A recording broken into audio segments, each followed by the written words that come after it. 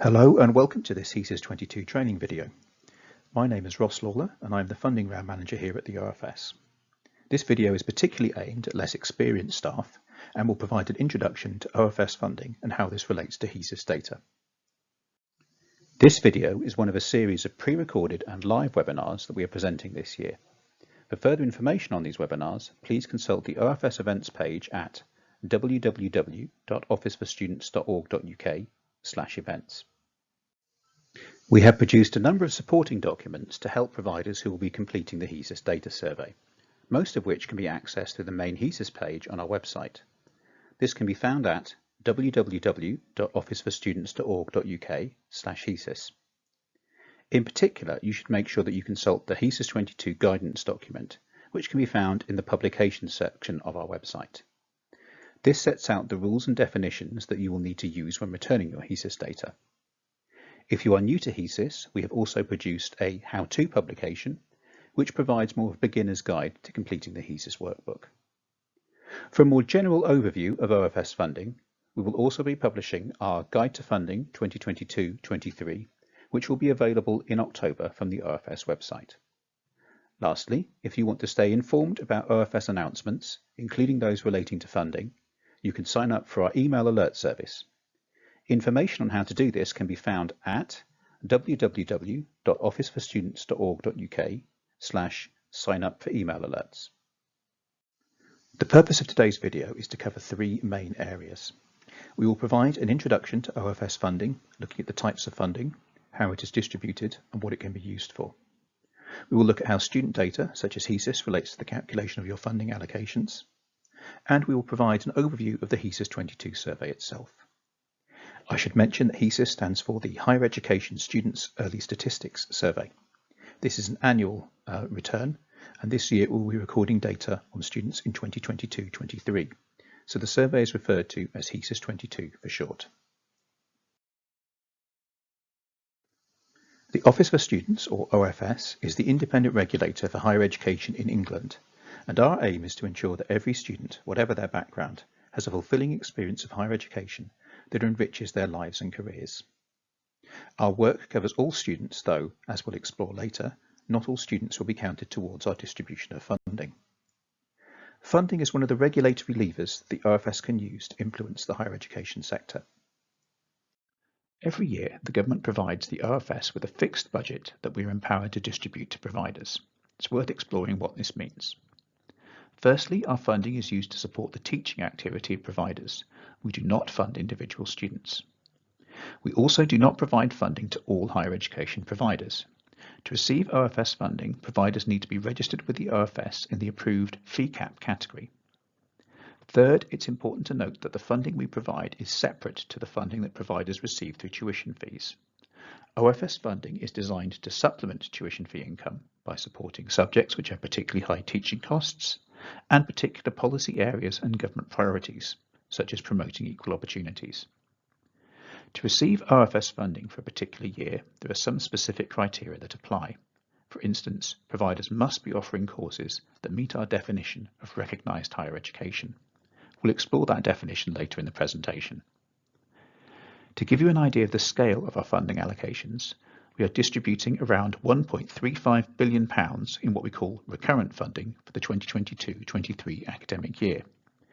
We are also distributing a total of £450 million of capital funding over the 3 financial years from 2022-23 to 2024-25. This funding is shared between around 330 providers.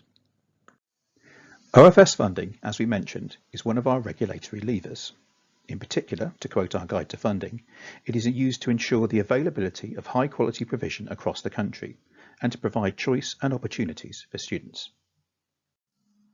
Our funding also enables students to access higher education and to successfully achieve their goals in higher education.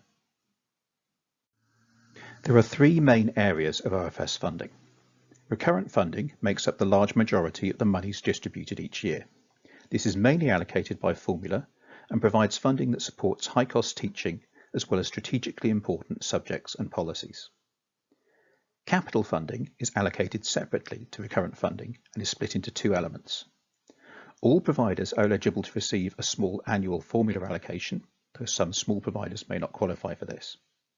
Providers have also been able to bid for further capital funding for the 3-year period 2022-23 to 2024-25. The third area is challenge competitions. These are bidding exercises that support projects in specific areas and are run as needed.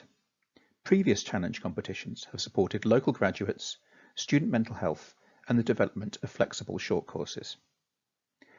This video will only skim the surface of our funding allocations. If you would like to read more about these, please consult our Guide to Funding. Providers are largely able to decide for themselves how they use their OfS funding. We do not specify, for example, that a given university must spend X million pounds on teaching chemistry and Y million pounds on teaching law.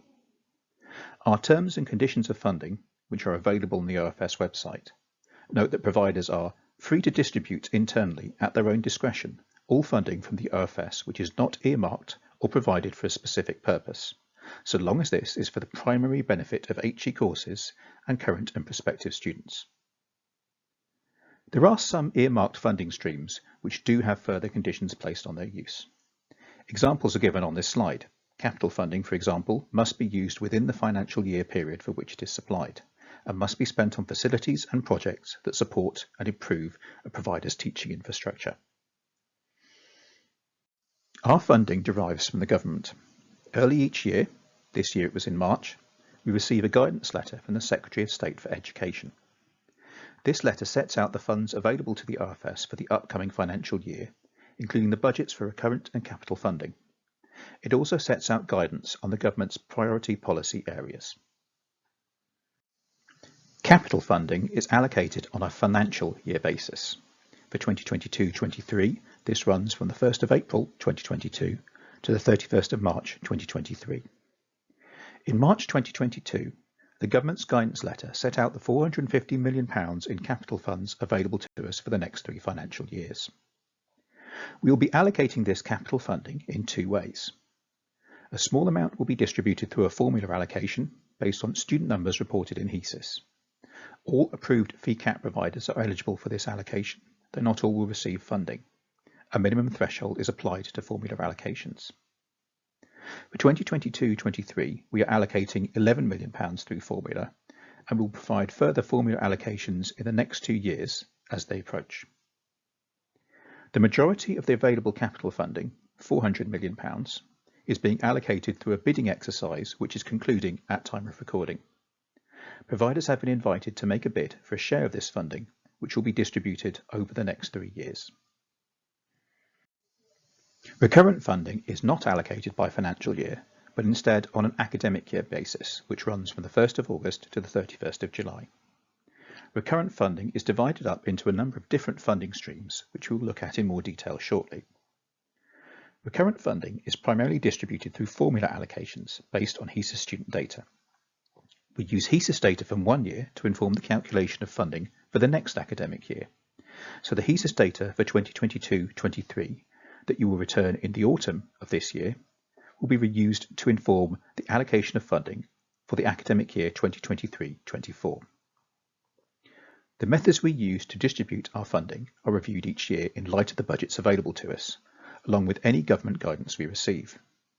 We also need to bear in mind our general duties as set out in the Higher Education and Research Act 2017 and our public sector equality duties as set out in the Equality Act 2010.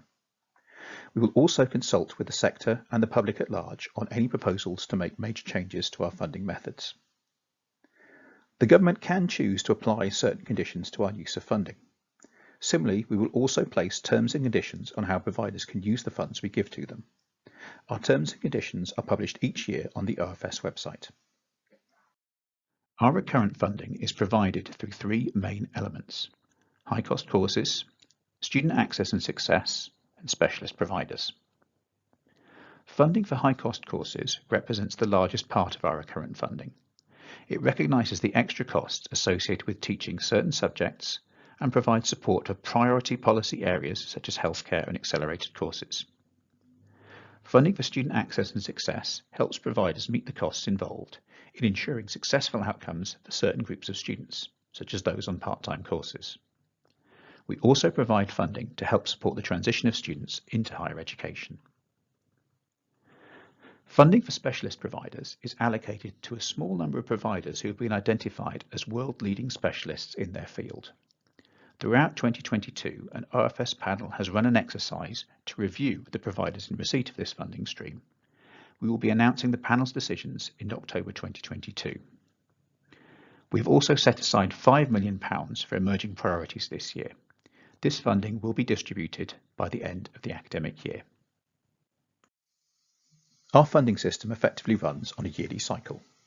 One thing to note about this slide, the dates given are indicative. We've talked about the government guidance letter that we receive early in the calendar year. Once we have that letter, we will start to review our funding methods and consult on any major changes.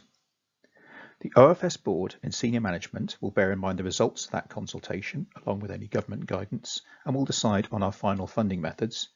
We will then use HESES data to start calculating allocations for the upcoming academic year. Our terms and conditions of funding are published before our main funding allocations, which are generally released in late spring or early summer.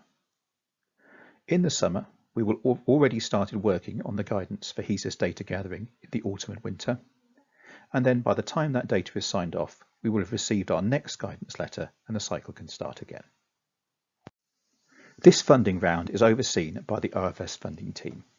We administer the funding process itself, but we also have responsibility for working with colleagues within the OfS on funding policy. We will also work closely with colleagues both in the government and in other funding bodies and with other interested parties.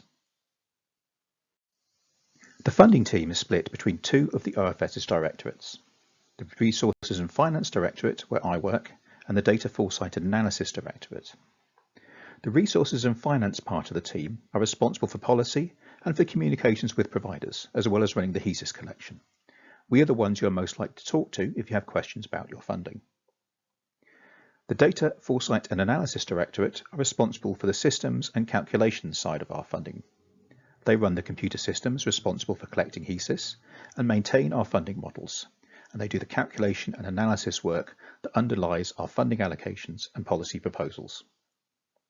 We work together on all aspects of funding, but particularly on administering the different aspects highlighted on this slide. One thing that is worth noting is that the funding team are not involved in actually paying providers their funding allocations. That's one of the roles of our finance team. If you have questions about the actual payment of OfS funds, we will be happy to help, but we recommend that you contact the finance team directly as well. Their contact email is generalfinancequeries, that's all one word, @officeforstudents.org.uk. If you would like to find out more about OfS funding in general, we have a section on our website, and we'll be also publishing an updated version of our guide to funding in October 2022. HESES is the main data source used to inform our funding allocations. It's used for both recurrent and capital funding. We are effectively using HESES as a proxy that allows us to assess how much teaching activity is going on at each provider. It's the teaching activity that we are funding, not individual students. It's important that we get accurate HESES data. This allows us to make our funding allocations as fair as possible. We also publish HESES as an official statistic, so it can be used by anyone from across the sector and the public more widely to look at student numbers. HESES is aggregate data. It looks at the whole of your student body and categorises it in certain ways, such as the number of students that are full-time or part-time, the number on particular courses, etc. We also use other data sources to inform certain aspects of our funding allocations, in particular the end-of-year individualised student data reported by providers in previous years. Individualised data provides information on the characteristics of your student body that we can't get from HESES. For example, we look at age or typical entry qualifications. This is used to build up a picture of your provider, which will inform our funding for student access and success. Let's define who has to complete HESES. A provider must be registered with the OfS in the approved fee cap category, and they must also have students registered with them in the current academic year, or expect to have such students starting before the end of this academic year. These students have to be on courses that meet our definition of higher education recognised for OfS funding purposes. This definition is given in some depth in the main HESES guidance. If a provider is registered with us and doesn't have registered students this year, but is expecting to have them next year, We will instead ask them to complete a forecast data return instead of HESES. If this applies to you, please contact us. It is a requirement of registration providers in the approved fee cap category that they return HESES data each year.